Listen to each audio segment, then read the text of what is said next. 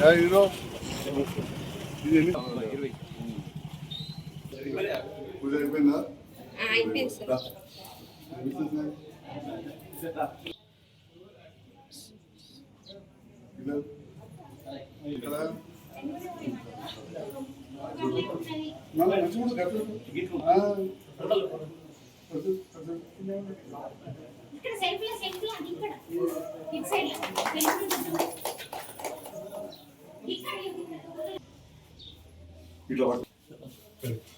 నమస్కారం.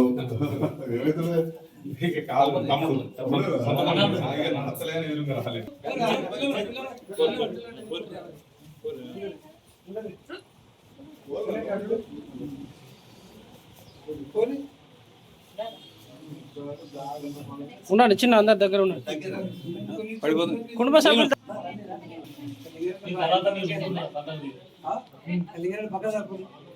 సైడ్ జరగండి.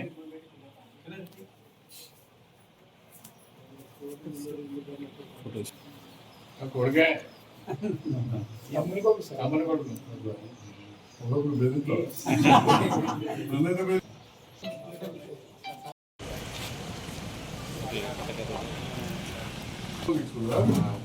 దేవుడు కూడా పెట్టుకోలేదు.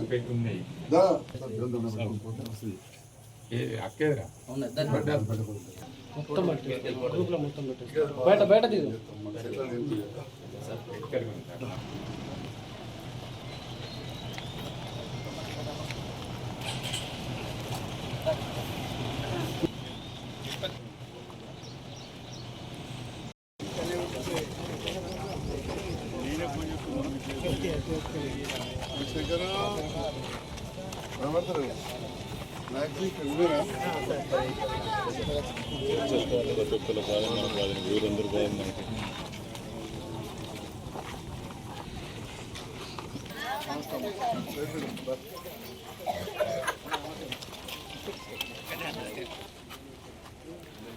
కొద్దిగా సర్పంచ్ సార్, ఉప సర్పంచ్ సార్, మాజీ ఉప సర్పంచ్ మల్లనా, అవునా శేఖర్ రాజ్, మల్లేష్ రాజ్.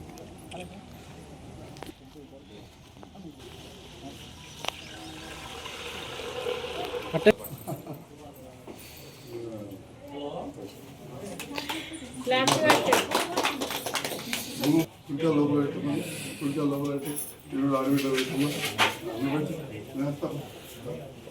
చెప్పలేదు అది కానీ రోజు మొక్కది మనం బయటకు వెళ్ళాలి. ఇవన్నీ 4-5 అవి కూడా నాకు కూడా మనోరాలమ్మా, ఇప్పుడే ఫస్ట్ క్లాస్.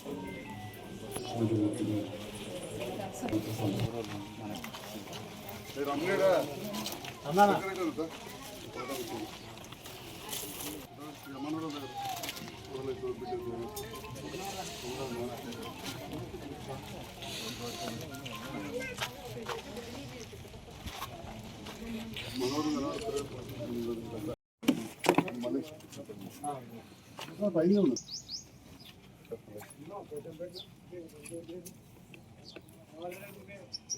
సారంగాపూర్ మండలంలో అటు పోచంపేట కావచ్చు, లచ్చాకపేట, వివిధ గ్రామాలలో రైకల్, బీపూర్ మండలంలోని మంగళ, రైకల్ గ్రామంలోని ఆలూరు గ్రామంలో ఇంద్రమహిళ గృహ ప్రవేశాలు జరుగుతూ ఉన్నాయి.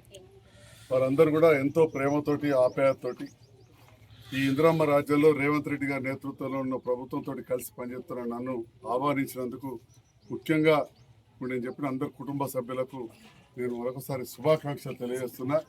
వాళ్ళందరూ కూడా సుఖ సంతోషాలతోటి కొత్త ఇళ్లలో వారి జీవితం కొనసాగాలని, అదేవిధంగా మా నాయకులు చాలామంది కూడా వెంటొచ్చారు. గ్రామ సర్పంచ్ గారు, మాజీ సర్పంచ్లు వీరందరూ కూడా ఉండడం జరిగింది. ప్రతి వాళ్ళు కూడా రాజకీయాలకు అతీతంగా ఈ ఇండ్ల పంపిణీ కార్యక్రమం జరిగింది. పూర్తి పారదర్శకంగా జరిగింది. ఎంత పారదర్శకంగా ఇప్పుడున్న పరిస్థితుల్లో మీరు చూస్తూ ఉన్నారు. రాజకీయాలు కొంత మారినాయి. ఏ నియోజకవర్గంలో కూడా అప్పుడు డబుల్ బెడ్రూమ్లు కట్టలేదు. జగిత్యాల పట్టణంలో అత్యధికంగా కట్టడం వల్ల ప్రతి నియోజకవర్గానికి 3,500 ఇండ్లు ఇస్తే మన దగ్గర గ్రామాలలో చాలా ఎక్కువ ఇండ్లు ఇవ్వడం జరిగింది. ఎందుకంటే జగిత్యాల పట్టణం సగం ఉంటుంది, అక్కడికి చాలా తక్కువ అవసరం పడ్డాయి. అవి పంచినప్పుడు కూడా కావాలని కొంత 10% తప్ప 3722 ఇళ్ళు బ్రహ్మాండంగా పారదర్శకంగా ఇచ్చాం. ఇంకొక 800 ఇల్లు ఉంటే రకరకాల రాజకీయాలు కానీ మీరు చూస్తున్నారు. ఆ ఇచ్చిన సందర్భంలో నిజంగా చెప్పాలంటే ఈరోజు మళ్ళీ రెండవసారి నేను గెలిచి రావడానికి మన గ్రామాన అందరూ నాయకులు, కార్యకర్తలు, మిగతా లబ్ధిదారులు అప్పుడు ఎట్లయితే సాయం చేశారో జగిత్యాల పట్టణంలో కూడా అదే జరిగింది. అదే కానీ పారదర్శకంగా ఉండకపోతే 2009లో అప్పుడున్న ఇందిరమ్మ రాజ్యం రాజశేఖర రెడ్డి గారు ముఖ్యమంత్రి ఉన్నప్పుడు అట్లనే జగిత్యాల 4000 ఇల్లు ఇచ్చారు.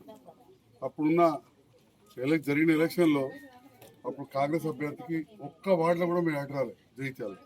కారణం ఏంటంటే బంధుప్రీతి లేదా లబ్ధిదారులు అనర్హులకు ఇవ్వడం.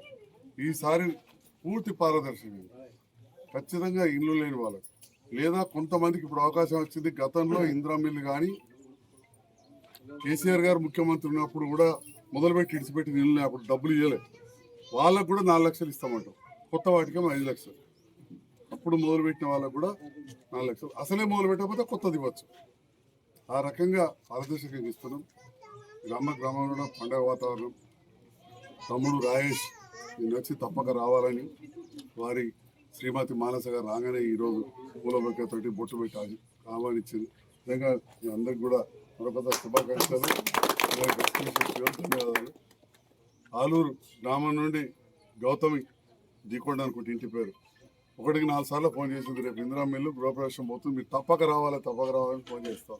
మీరు ఇక్కడ నుంచి అటే వెళ్తున్నా అంటే ఈ రకంగా ప్రజలు పనిచేసే వాళ్ళని ఆదరిస్తున్నారు. ఈ ఇందిరమ్మ రాజ్యంలో రేవంత్ రెడ్డి గారి నేతృత్వంలో ప్రతి వారు కూడా ప్రతిరోజు ఒక సందర్భం అవుతుంది.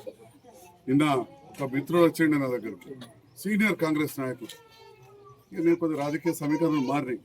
వచ్చినప్పుడు వచ్చి ఒకటే అన్నాడు, డాక్టర్ సాబ్ మేము ఎటు పోము. నిన్న మళ్ళీ మీటింగ్లో కూడా చెప్పాడు, మేము ఎటు పోము.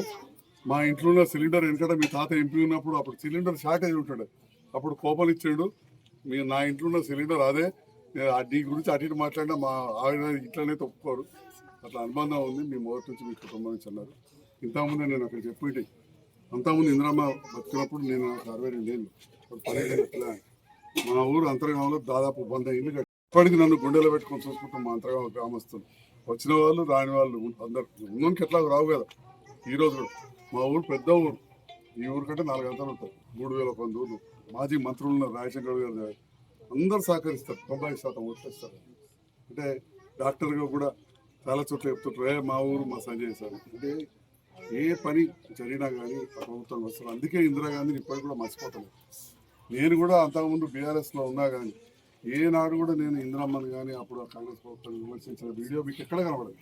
మీరు జల్లబడి ఇప్పుడు కనబడుతున్నాయి కొందరు, పార్టీ మారాను నువ్వు అప్పుడు పొట్టు తిట్టినావు కేసీఆర్, ఇప్పుడు మళ్ళీ అంటున్నావు. కానీ ఆ అవకాశం రాదు. నేను రేవంత్ రెడ్డినో కాంగ్రెస్ పార్టీనో ఏనాడు విమర్శించలేదు. నేను అప్పుడు ప్రభుత్వాన్ని మంచి చేసిన పనులు ఇప్పుడు కూడా నేను పాత్రలను విమర్శిస్తలేదు, ఎందుకంటే అప్పుడు కూడా మంచి పనులు జరిగింది, ఇప్పుడు కూడా జరుగుతున్నాయి. ప్రభుత్వంతో కలిసి పనిచేస్తే ఇంకా కొంతమంది లబ్ధిదారులకు కావచ్చు, మిత్రులకు మనం సహాయం చేయొచ్చు అనే ఆలోచనతో ఇప్పుడున్న ప్రజాప్రతినిధులందరి కొత్త కలుపుకొని పోవడం జరుగుతుంది.